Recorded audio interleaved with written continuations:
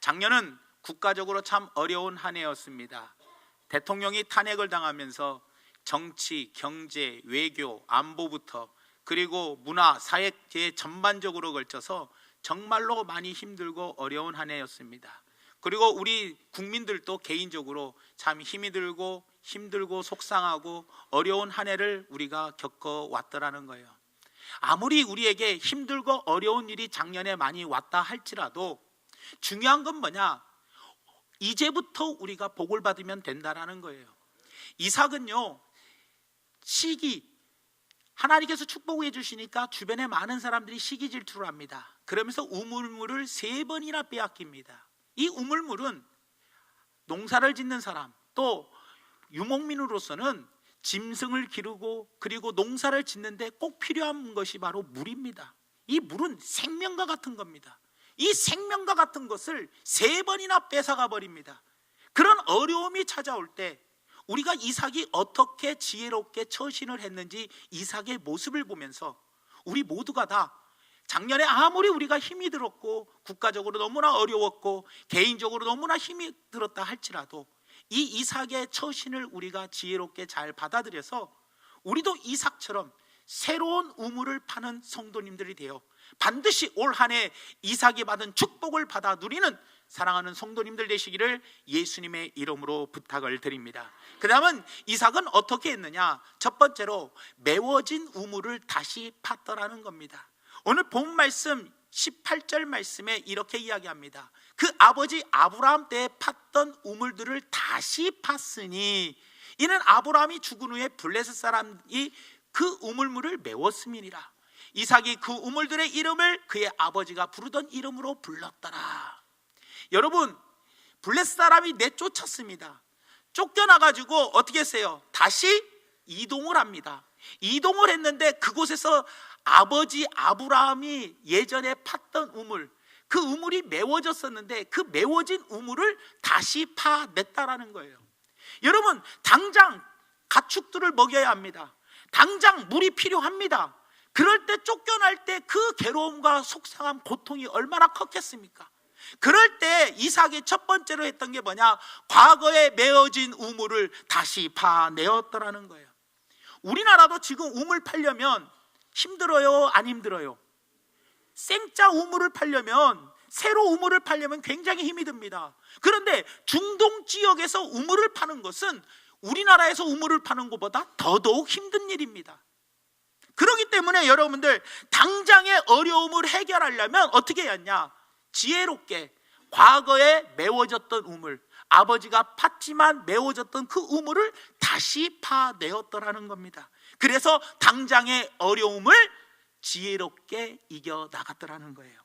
우리들이 어려운 일이 우리에게 닥칠 때 새로운 물을 팔기는 어렵지만 이미 파놓은 물은 있지 않습니까, 여러분? 예를 들어서 우리가 과거에 정말로 바쁘고 힘들고 고통스럽다고 기도를 열심히 했던 우리가 기도의 우물이 점점 메워집니다. 바쁘다고, 돈 벌어야 한다고, 그리고 너무나 삶이 고통스럽다고. 과거에는 내가 정말 하루에 시간을 정해놓고 열심히 기도했어요. 과거에는 정말 그리고 하나님께 뜨겁게 나아갔어요.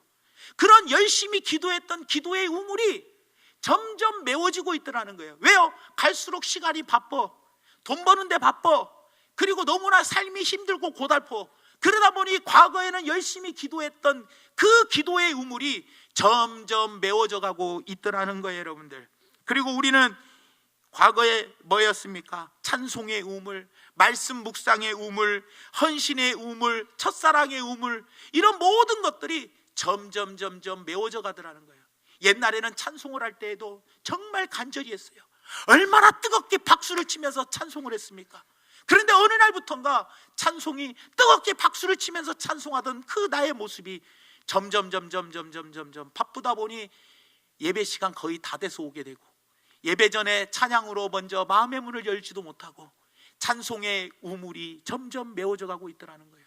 옛날에는 하나님의 말씀을 묵상하는 게 꿀송이와 같이 달아서 날마다 하나님의 말씀을 주야로 묵상했는데 어느 날부턴가 돈 벌기 바쁘다고, 삶이 고달프다고 점점 말씀 묵상을 하지 않더라는 거예요. 옛날에는 정말 열심히 헌신했어요. 정말 죽도록 충성하며 주님의 몸된 교회를 날마다 와서 교회를 돌아보고, 그리고 내가 해야 할 일이 무엇인가를 살피면서 살았어요. 그런데 언제부턴가 내 삶이 바쁘다고 이제는 점점 이 헌신의 우물이 메워져 가고 있더라는 거예요. 새로운 우물을 파기는 어렵지만 과거에 메워진 우물, 과거에 파 놓았던 우물, 그 메워진 우물을 우리는 다시 팔 때 과거에 힘들었던 그 문제들을 당장 빠른 시간 내에 회복해낼 수가 있더라는 거예요, 여러분들. 그렇기 때문에 사랑하는 여러분들, 새해에는 이 메워진 우물들이 무엇인지를 돌아보시기 바랍니다.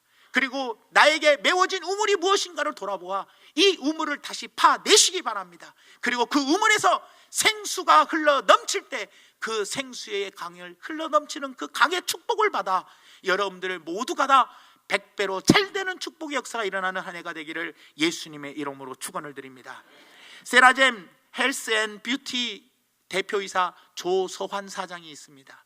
이 조소환 사장은 어떤 사람이었느냐? 우리나라 마케팅의 전설입니다. 애경에 입사해가지고 애경에서 어땠느냐?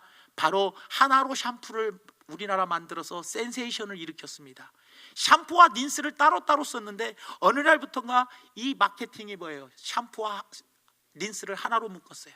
그리고 이 20대 치아를 80대까지 해서 2080 치약을 만들어서 대히트를 쳤어요. 이분이 KT 부사장으로 옮겨가지고 쇼라는 어떤 타이틀을 걸고 정말로 혁신을 일으켜가지고 젊은이들이 KT에 엄청 많이 가입을 했어요. 그러면서 이분이 마케팅업에 굉장히 엄청나게 우리나라에서 최고의 인기 있는 사람이 되었고 돈도 많이 벌었어요. 근데 이 사람의 뒤 배경이 있습니다. 이 사람은 23살에 군대에 소위로 임관을 합니다. 그런데 수류탄 사고로 오른손을 잃어버립니다. 그리고 난 다음에 병원에 있는데 여자친구가 너무 보고 싶은 거예요. 그래서 여자친구를 망설이다가 불렀어요. 그런데 오른손이 없잖아요. 결혼할 수 있겠어요, 없겠어요? 결혼하기 인간적인 방법은 정말 어려웠어요. 그런데 용기를 내서 여자친구에게 물어봅니다. 자기야, 정말 나 오른손이 없어 너 사랑할 수 있어? 그랬더니 이 여자친구가 하는 말이, 그래 난 사랑해. 아예 집을 병원 근처로 이사를 해가지고 아침 저녁으로 열심히 밥을 해다 나르면서 이 남자친구를 잘 도와줬어요. 어느 날 이 여자친구의 아버지가 병원으로 쫓아왔습니다. 아버지가 결혼을 찬성할 것 같아요? 반대할 것 같아요? 엄청나게 반대했죠. 오른손이 없는 사람하고 어떻게 결혼해서 살려고 하냐? 그럴 때 이 여자친구가 한 말이, 아버지, 혹시 아버지가 오른손이 없어가지고 엄마가 아버지를 떠나고 가버린다면 아버지는 어떻게 할래요? 라고 이야기를 합니다. 그러면서 하는 말이 뭐라고 이야기하냐? 나는 이 사람의 손을 사랑해서 결혼하려고 하는 것이 아니라 이 사람을 사랑해서 결혼합니다. 내가 손을 사랑했다면 손이 없으면 결혼을 못하겠지만 손을 사랑한 것이 아니라 이 사람을 사랑했기 때문에 나는 결혼하겠습니다. 이 이야기를 조소환 사장이 딱 직접 듣고 마음에 감동을 받아야 안 받아요? 감동을 받아요. 그러면서 마음에 결심하기를, 나는 평생 동안 내 부인을 행복하게 해주겠다라고 각오를 다짐합니다. 그 이유가 바로 무엇이냐? 사랑하는 사람을 행복하게 해주겠다라는 이 빚진 마음이, 빚졌잖아요. 빚진 마음이 감동받았잖아요. 이 빚진 마음이 놀라운 집중력을 발휘하게 된 거예요. 그래서 죽기 살기로 연구하고 열심히 노력해서 한국의 마케팅계의 최고의 전설의 영웅이 되었더라는 겁니다. 사랑하는 여러분, 우리도 마찬가지입니다. 우리는 한쪽을 내 대신 조소환 씨에게 내어준 그 여인은요 그냥 손 하나 내어주는 것 뿐이었어요. 하지만 여러분들 어떻습니까? 우리 예수님은요 우리의 죄를 위하여 그 삶 전체를 우리를 위해서 목숨을 주셨다는 거예요. 여러분, 그 조소환 씨는 손 하나지만 예수님은 목숨을 버리면서 우리를 사랑해 주셨어요. 여러분들, 조소환 씨가 그 손 하나 없는 거에 감동을 받아가지고 그 여인을 위해서 목숨을 걸면서 자기가 열심히 노력했던 것처럼 우리는 조수환 씨 그 여자친구가 조수원 씨에게 해준 그 사랑보다도 더 큰 사랑을 받았는데, 그 사랑이 바로 뭐예요? 한쪽 손의 사랑이 아니라 목숨을 내어주신 사랑을 우리는 받았다라는 거예요. 그렇다면 우리는 그 사랑을 받은 사람으로서 감동을 받아야 돼, 안 받아야 돼요? 감동을 받아서 내가 주님을 위해서 정말로 열심히 집중력을 발휘하여 평생 주님을 행복한 사람으로 만들어 드리겠습니다라는 각오를 가지고 메워진 우물을 올 한 해 다시 파시기 바랍니다. 기도가 메워졌습니까? 열심히 기도하는 사람이 되기를 바랍니다. 하나님 말씀을 멀리 하셨습니까? 이제는 하나님의 살아있는 말씀을 가까이 하시고 이 영의 양식을 날마다 드시기 바랍니다. 여러분들, 우리가 무엇을 소홀히 여기고 살았습니까? 그 소홀히 여겼던 것들, 과거보다도 식었던 그 메워진 우물들을 반드시 다시 파내기를 바랍니다. 왜요? 나를 위하여 목숨을 버리신 그 예수님을 행복하게 해드리겠다라는 신념 하나로 집중력을 발휘해서 열심히 메워진 우물을 판다면 과거에 작년에 힘들었던 나의 삶이 올해 새로운 축복의 삶으로 확실하게 변화될 것이라는 것을 저는 확실합니다. 그러니 기도의 우물, 찬송의 우물, 말씀의 우물, 헌신의 우물을 다시 파내는 복된 한 해가 되시기를 예수님의 이름으로 축원을 드립니다. 두 번째로, 우리는 믿음의 우물을 다시 파야 합니다. 이삭은요, 아버지가 파놓은 메어진 우물을 다시 팠어요. 다시 파서 지금 당장 급한 문제를 해결을 했습니다. 그런데 블레셋 사람과 그랄 사람들이 찾아와가지고 또 우물물을 뺏어가는 거예요. 그래서 두 번이나 우물물을 빼앗깁니다, 여러분. 그런데 세 번째 우물을 딱 파고 난 다음에 사람들이 뺏으러 오지를 않는 거예요. 그래서 그곳 이름을, 그 우물 이름을 르호봇이라고 이름을 정했어요. 창세기 오늘 본 말씀 22절 말씀에 이렇게 이야기합니다. 이삭이 거기서 옮겨 다른 우물을 팠더니 그들이 다투지 아니하였으므로 그 이름을 르호봇이라 하여 이르되, 이제는 여호와께서 우리를 위하여 넓게 하셨으니 이 땅에서 우리가 번성하리로다. 아직 번성한 게 아니에요. 번성하리로다 믿음의 고백을 하더라는 겁니다. 여러분들, 우물은요, 유목민에게 반드시 필요한 거였어요. 생명줄과 같은 겁니다. 왜요? 짐승을 키워야 하고 농사를 지어야 하기 때문에 굉장히 중요한 것이 이 우물물입니다. 여러분, 한마디로 말하면 이겁니다. 내가 평생 모은 나에게 생명과 같은 내 재산, 이것을 누군가가 뺏어간다면, 그것도 전 재산을 3번씩이나 뺏어간다면, 나에게 생명과 같은 것을 3번씩이나 뺏어갈 때 여러분들은, 우리는 어떻게 하겠습니까? 낙심하며 절망하며 좌절하고 원망하고 불평하며, 왜 나에게 이 어려움을, 왜 이 나에게 생명 같은 이 우물을 3번씩이나 뺏어가냐고 하나님께 원망할 수 있었을 겁니다. 그러나 이삭은 그러하지 않았어요. 이삭은요, 불안해하지 않았어요. 여러분, 두 번째 우물을 빼앗기고 사람이 이제 또 우물을 뺏을까봐 불안해요, 안 불안해요? 두 번 빼앗겼으면 또 불안해할 거 아닙니까? 또 뺏으러 올 거 아닌가? 또 뺏으러 올 거 아닌가? 언제 뺏으러 올 건가? 이 불안함이 있을 텐데 이삭은 불안해하지 않았어요. 오히려 그곳 이름을 르호봇이라 하며 하나님이 지경을 넓혀 주셨으니 이곳에서 반드시 번성하게 해 주실 거라는 믿음의 고백을 하게 되었더라는 거예요. 어떻게 이런 믿음의 고백을 할 수 있었던 이유가 바로 무엇입니까? 이런 고백을 할 수 있는, 이런 행동을 할 수 있는 이유가 바로 뭐냐? 하나님께서 함께 계시니까. 우물을 빼앗아도 다른 데 가서 우물을 파니 또 나오고, 뺏어가도 또 다른 데 가서 우물을 파니 또 우물이 나오고, 또 뺏어가도 다른 데 가서 우물을 파니 또 우물이 나오더라는 거예요. 그 하나님을 믿는 믿음, 이삭에게는 있었다는 거예요. 여러분, 빼앗으면 빼앗겨버리고 또 빼앗으면 빼앗겨버려도 하나님은 나에게 다시 우물을 주실 거라는 강한 믿음이 이삭에게는 있었다는 거예요. 사랑하는 여러분, 우리에게도 이삭과 같은 이런 믿음이 있어야 한다는 거예요. 하나님, 작년보다 올해보다 내년이 하나님께서 더 크게 역사해 주실 것은 저는 믿습니다. 작년의 믿음보다 올해의 믿음이, 내년의 믿음이 더 성장시켜 주실 것을 믿습니다. 지금까지 하나님께서 나에게 이러하게 지켜주셨고 인도해 주셨던 것처럼 앞으로는 하나님이 나를 더 번성케 하고 더 크게 쓰시고자 하나님께서 나를 더 좋은 길로 인도해 주실 거라는 확신의 믿음, 이 믿음의 우물을 우리는 파내야 되더라는 거예요. 여러분들, 대만에서 선교사로 활동하는 크럼니라는 선교사가 있습니다. 이 크럼니라는 이 여자 선교사님은 원래 남편과 부부간에 같이 대만에서 선교 활동을 하는 분이었습니다. 그런데 첫째 아들 3명과 남편 하나, 그래서 5 식구가 선교 활동하며 살고 있었어요. 그런데 큰아들이, 첫째 아이가 4살 때 죽습니다. 백혈병으로 죽어요. 남편이 30살 때 림프암으로 죽어버립니다. 그리고 둘째 아이와 셋째 아이가 18살 때와 18살 때, 16살 때 교통사고로 죽어버립니다. 그러니까 3명의 자식이 다 죽어버려요. 선교활동하다가 남편도 죽어버렸어요. 젊은 나이에 혼자 살아요.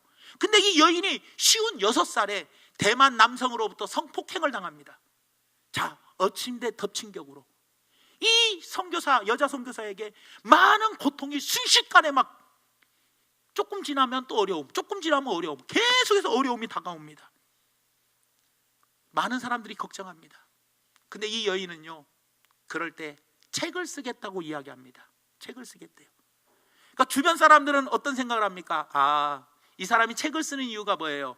자신이 지금까지 받은 고난, 그 모든 고통을 글로 쓰려는가 보다, 이렇게 생각을 했어요. 흔히들 많은 사람들은요, 이렇게 이 여인처럼 고난을 많이 겪으면 책을 쓸 때 어떤 내용을 쓰냐? 이러이러한 고난으로 참 나에게 왔었다, 이런 고난을 나는 어떻게 이겼다, 그런 내용들을 주로 쓴단 말이에요. 그래서 사람들도 다 그런 내용으로 알고 있었어요. 그리고 그 여인에게 물어봅니다. 선교사에게. 아니, 무슨 내용의 책을 쓸 건데요? 그랬더니 하는 말이, 하나님의 위로에 대해서 책을 쓸 겁니다, 이러는 거예요. 아니, 무슨 소리냐? 고난받은 이야기를 쓰는 게 아니라 무슨 하나님의 위로받음을 쓰느냐? 그랬더니 하는 말이, 나에게 고난이 올 때 하나님은 이 고난보다도 더 큰 위로를 나에게 주셨습니다. 그래서 이 고난을 내가 이길 수 있었습니다. 하나님은 어떤 분이시냐? 이 고난 가운데, 나에게 고난이 찾아올 때 이 고난보다도 더 큰 하나님의 위로를 주심으로 내가 지금까지 이렇게 은혜롭게 살 수 있었습니다. 그러니 하나님의 그 크신 위로하심을 내가 높여드리며 찬양하며 글을 지으려고 합니다 라고 이야기했습니다. 이 여인이 왜 이런 믿음의 고백을 할 수 있었던 게 바로 뭡니까? 큰아이가 죽을 때 하나님은 더 큰 위로를 주셨고, 남편이 죽을 때, 둘째 아이, 셋째 아이가 죽을 때 더 큰 위로를 주셨고, 본인이 성폭행을 당했을 때에도 더 큰 위로를 주셨다는 거예요. 그래서 나에게 어려움이 또 앞으로 닥쳐와도 하나님은 나에게 더 큰 위로를 주실 거라는 믿음의 확신, 이 확신이 있었기 때문에 나에게 어떤 어려움이 와도 우리 하나님은 이 어려움보다, 이 고통보다 더 큰 위로를 주실 거라는 이 믿음의 확신 가지고 살아갈 수 있어서 이 모든 것을 이길 수 있었다라는 거예요. 사랑하는 여러분, 해마다 우리는 어려움을 당하고 살아갑니다. 여러 가지 문제가 있고 여러 가지 고통 속에서 우리는 살아갑니다. 그럴 때 우리는 어떤 우물을 파야 우리가 반드시 승리하며 하나님께 복을 받을 수 있는 이유가 바로 무엇입니까? 바로 이 믿음의 우물을 파야 합니다. 하나님, 이 고통 가운데 나에게 큰 위로를 주시고, 나에게 큰 소망을 주시고, 나에게 큰 아름다운 미래의 비전을 주실 하나님을 내가 믿습니다. 그것을 소망하며 바라봅니다 라는 확신의 믿음. 그래서 작년보다 올해 하나님이 교회를 더 부흥시켜 주실 거고, 작년보다 한 해 우리 가정을 더 하나님께서 축복해 주실 것이고, 하나님이 내 자신의 영적인 복을 더욱더 허락하여 주실 거라는 이 믿음의 우물을 파고 나가시기 바랍니다. 그럴 때 하나님이 이삭에게 주신 그 축복을 우리가 받아 누릴 수 있게 되더라는 겁니다, 여러분들. 그러니 하나님께서, 이삭이 고백했잖아요. 하나님께서 더 넓게 해주셨고 이 땅에서 반드시 번성하게 해주신다고 약속했던 그 믿음의 고백이 바로 우리에게도 입술의 고백으로 남아있기를 예수님의 이름으로 축원드립니다. 마지막 세 번째로 우리가 다시 파야 할 우물이 바로 무엇이냐? 바로 예배의 우물을 파시기를 바랍니다. 누오봇의 우물을 팠습니다. 누오봇에서 우물을 파가지고 잘 지냈어요. 그랬더니 진짜로 하나님의 그 믿음의 고백대로 번성한 거예요. 번성하니까 어떻게 해요? 한계가 있는 거예요. 그래서 더 좋은 땅, 더 넓은 땅으로 브엘세바로 이동을 합니다. 브엘세바에 도착하자마자 무슨 일을부터 하느냐? 예배부터 드리더라는 거예요. 오늘 본 말씀 25절에 이렇게 이야기를 합니다. 이삭이 그곳에 제단을 쌓고 여호와의 이름을 부르며 거기 장막을 쳤더니 이삭의 종들이 거기서도 우물을 받더라. 여러분, 우물을 3번이나 뺏기고 이곳까지 계속해서 이동해 왔습니다. 그런데 이삭은 그 중요한 우물보다 더 중요한 것이 바로 무엇이었냐? 예배였어요. 그러니까 말씀을 가만히 보십시오. 먼저 제단을 쌓고 여호와의 이름을 부르며 하나님께 예배를 드린 후에 내가 잠잘 집을 짓고, 그리고 어떻게 했어요? 내 생명줄과 같은 우물을 팠다라는 거예요. 우리 같으면 이랬을 겁니다. 먼저 내가 편안하게 쉴 장막을 먼저 치고, 그 다음에 내가 반드시 먹어야 할 우물을 먼저 파고, 그리고 난 다음에 하나님께 예배드리는 거예요. 하나님 감사합니다. 더 좋은 장막으로 이사시켜 주시니 감사합니다. 그리고 하나님 이렇게 풍족한 마실 것을 주시고 먹을 것을 주신, 육신을 풍부하게 해주신 은혜에 감사합니다 하면서 주신 것에 감사하여 예배드렸을 건데, 이삭은 그렇지 않았어요. 무엇보다도 삶의 최우선순위를 어디에 뒀느냐? 예배에 두었고, 그 다음이 내가 잘 집, 그리고 난 다음에 내가 마실 물을 선택했더라는 겁니다. 사랑하는 여러분, 우리는 여기서 삶의 지혜를 배워야 되더라는 거예요. 우리는 예배를 참 많이 드립니다. 예배를 많이 드리다 보니까 여러분 어떻습니까? 예배 한 번 드리는 거에 소홀히 여길 때가 있습니다.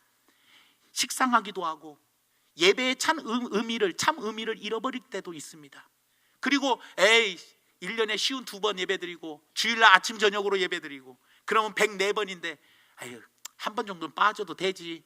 이 예배에 대해서 아주 가볍게 생각할 때가 있다라는 거예요. 아닙니다, 여러분들. 예배는 무엇보다도 중요합니다. 이삭을 통해서 삶의 지혜를 우리가 배워야 합니다.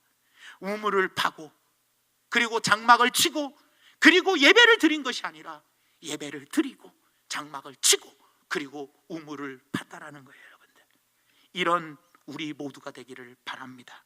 그래서 예배보다 소중한 건 없습니다. 예배보다 먼저 돼야 할 것은 없습니다. 내 삶의 순위를, 우선순위를 예배에 먼저 두시기를 예수님의 이름으로 축원을 드립니다. 전 문화부 장관이며 이화여대 교수였던 이어령 장관이 있습니다. 이 이어령 장관은 70세가 될 때까지 예수를 믿지 않았습니다. 그런데 이 이어령 장관에게 아무리 전도해도 예수를 안 믿습니다. 왜냐? 이분은 27살 때부터 일간지 주간지의 논설위원이었어요. 그래서 참 글을 많이 썼던 지성 있는 사람이었어요. 그래서 지성 있는 사람으로 우리나라의 1인자일 정도로 이어령 장관은 굉장히 지성적인 사람이었어요. 그런데 이 딸이 있었어요. 장미나라는 딸인데, 왜냐하면 미국은 남편 성씨를 따라가잖아요. 그래서 장미나입니다. 미국에서 변호사 생활을 하는데 92년도에 이 딸이 예수님을 영접합니다. 예수님을 영접하자마자 4개월 후에 갑상선 암에 걸립니다. 그리고 2번이나 치료받으면서 재발을 합니다. 그러다 보니까 하도 고통이 심하니까 눈에 각막이 점점 약해지더니 나중에는 각막이 찢어져 가지고 시력을 잃는 상황까지 오게 됐어요. 더군다나 둘째 아이가 태어났는데 자폐아예요. 자폐아. 이런 예수를 영접하자마자 4개월 만에 엄청난 일들이 벌어져 버린 거예요. 그런데도 이 장미나 이 이어령 장관의 딸은 한 번도 예배를 빠지지 않았어요. 오히려 아프기 전보다 아플 때 더 열심히 예배를 참석했어요. 그리고 더 열심히 예배를 소중히 여겼대요. 그런데 하나님의 기적이 나타났어요. 시력이 회복이 되었어요. 아들의 자폐증까지 고침을 받아버렸다는 거예요. 이때 여러분, 이어령 교수가 70년 동안 예수를 믿지 않은 분인데 이 모습을 보면서 예수님을 영접했어요. 그러면서 딸에게 하는 말이, 나의 지식과 나의 돈이 너를 구원하지 못했는데 네가 주 안에서 평안과 새 생명을 얻었으니 나는 참 무력한 사람이었구나. 그렇게 돌아보더라는 겁니다. 여러분, 사랑하는 성도 여러분, 새해에는 이 예배의 우물을 파십시오. 하나님은 우리의 예배를 받으시기를 원하십니다. 우리의 예배를 받기 위해서 우리를 택하여 주시고 자녀 삼아 주셨더라는 거예요. 말씀의 결론을 맺습니다. 사랑하는 여러분, 작년 한 해 우리나라와 우리 모두는 참 여러 가지 문제로 많이 힘들었습니다. 이삭도 많은 어려움이 있었습니다. 흉년에 우물을 3번이나 뺏기며 계속 옮겨 다녀야 하는 어려움이 있었어요.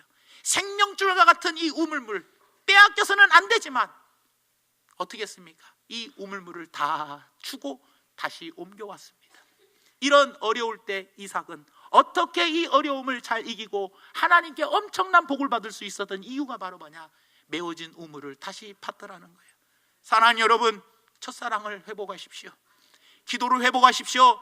말씀 묵상을 회복하십시오. 찬송을 회복하십시오. 그리고 봉사를 회복하시기 바랍니다. 나의 메워진 우물이 무엇인지를 돌아보고 회복하는 시간이 되기를 원합니다. 그 우물을 다시 파시기를 바랍니다. 그리고 하나님은 지금까지 우리를 인도해 준 것처럼 앞으로는 더 크게 역사해 주신다, 더 좋은 곳으로 인도해 주시고 더 번성케 해 주신다라는 믿음의 우물을 파시기 바랍니다. 이 주님을 향한 믿는 절대 믿음, 이 믿음의 우물을 파고 나갈 때 하나님께서는 반드시 약속대로 번창하게 해 주시더라는 거예요. 그리고 마지막으로 사랑하는 여러분, 예배의 우물을 파십시오. 이삭은 어딜 가나 우선순위가 예배에 있었더라는 거예요. 예배의 우물을 회복하시고 예배를 소중히 여기십시오. 자주 드리는 예배라고 그 예배를 소홀히 여기고 그냥 함부로 생각하고 아무 의미 없이 거저왔다 거저가는 심령이 되지 마시고 예배에 목숨을 걸고 예배를 드려 예배를 통해서 하나님께서 주시는 각종 은사라, 하나님께서 주시는 귀한 은혜, 신령한 보화들을 많이 받아 날마다 이 땅에서 기쁨이 넘치는 삶을 살기를 예수님의 이름으로 축원을 드립니다.